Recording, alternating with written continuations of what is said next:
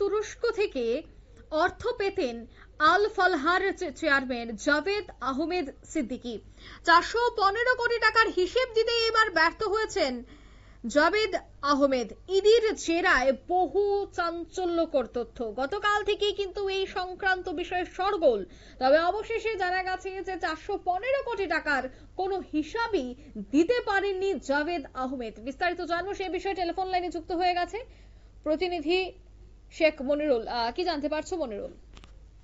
দেখো, জাভেদ আহমেদ সিদ্দিকীর অ্যাকাউন্টে যে 415 কোটি টাকা সামথিং ঢুকেছে, সেই টাকাটা মূলত তুরস্ক, পাকিস্তান, বাংলাদেশ, চায়না এবং ইউরোপের দুটো তিনটে কান্ট্রি থেকে এই 415 কোটি টাকা ধাপে ধাপে তার অ্যাকাউন্টে ফেলা হয়েছে। কিন্তু বিদেশ থেকে যে তার অ্যাকাউন্টে যে টাকাগুলো ফেলা হয়েছে, সেগুলো কিসের জন্য বা তার যে সংস্থাগুলি রয়েছে, তার যে এনজিও গুলি রয়েছে, সেখানে কিসের জন্য এই 415 কোটি টাকা ধাপে ধাপে ফেলা হয়েছে, তা নিয়ে এগুলো তো গতকাল তোমার হচ্ছে আল ফালাহার যে চেয়ারম্যান জাভেদ আহমেদ সিদ্দিকী, তাকে মূলত জিজ্ঞাসা করে ইডির গোয়েন্দারা।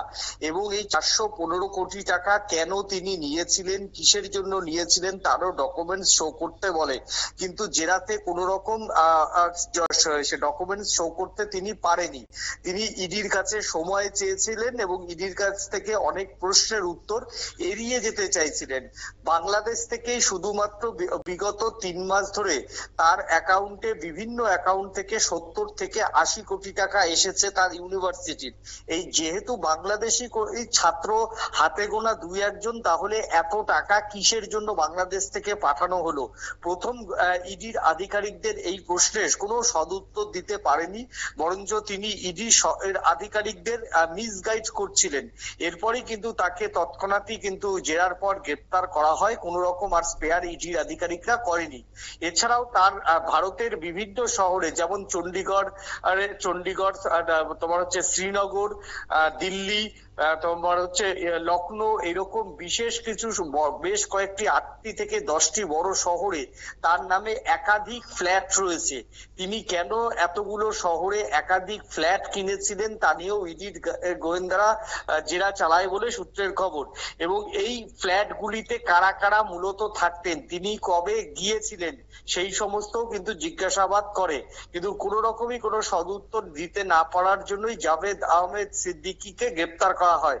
গোয়েন্দারা মনে করছে যে ভারতের বিভিন্ন শহরে ছড়িয়ে ছিটিয়ে যে তিনি ফ্ল্যাট কিনেছিল, সেই ফ্ল্যাটগুলো থেকেই এই বহিরাগত জঙ্গিরা এসে সেখান থেকে স্পাইডারম্যান কায়দায় তারা হচ্ছে ভারতে সন্ত্রাস চালানোর বীজ বপন করেছিল। তার জন্যই যে সমস্ত শহরগুলিতে জঙ্গিরা এসে থাকতে পারে, এই জন্যই তিনি ফ্ল্যাটগুলো কিনেছিল। সেই সমস্ত ফ্ল্যাটগুলির বেশ কয়েকটি ফ্ল্যাটের হদিশ পাওয়া গেছে। সেখানে সিসিটিভির ফুটেজ অবশ্যই ইডির আধিকারিকরা খতিয়ে দেখছে বা দেখবে।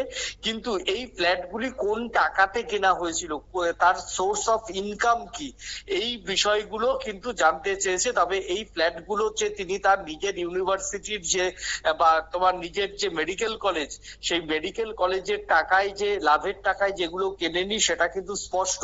অর্থাৎ হিসাব বহির্ভূত সম্পত্তি ধরলে প্রায় এখনো পর্যন্ত ইডির কাছে যেটা খবর, 2.5 থেকে 3.5 কোটি টাকার সম্পত্তি কিন্তু এখনই বেরোবে।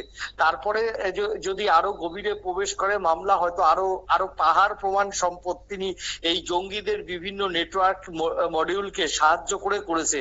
তার জন্যই ইডির আধিকারিকরা তাকে রিমাইন্ডে নিয়েছে, নিজেদের হেফাজতে নিয়েছে। প্রত্যেকদিনই তার এখন জেরা চলবে। মূলত ইডির আধিকারিকরা তাদের যেটা টার্গেট, এই জঙ্গিদের যে তোমার হচ্ছে বাংলাদেশ, তুরস্ক এবং বিশেষ করে তোমার হচ্ছে মিডল ইস্ট কান্ট্রিগুলি থেকে কোন কোন ফান্ডে টাকা ঢুকতো এবং জঙ্গিরা কোন মাধ্যমগুলিকে ব্যবহার করে ভারতে টাকা প্রবেশ করাতো, সেই অ্যাকাউন্টস গুলো বা সেই গুলোকেই খোঁজার জন্য তাকে আরো জিজ্ঞাসাবাদ করার প্রয়োজন। সেই জন্যই নিজেদের হেফাজতে নিয়ে আরো জিজ্ঞাসাবাদ করতে চায় ইডির আধিকারিকরা।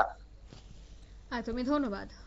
অর্থাৎ জানা গেছে যে ইডির জেরায় বহু তথ্য এসেছে, কিন্তু এই ফ্ল্যাট বা এত টাকা পয়সা কোথা থেকে এসেছে, তার আয়ের উৎস কি, কোনো কিছুই কিন্তু পরিষ্কারভাবে বলতে পারেননি তিনি। নিয়ে নিচ্ছি ছোট্ট একটি বিজ্ঞাপন বিরতি, সঙ্গে থাকুন।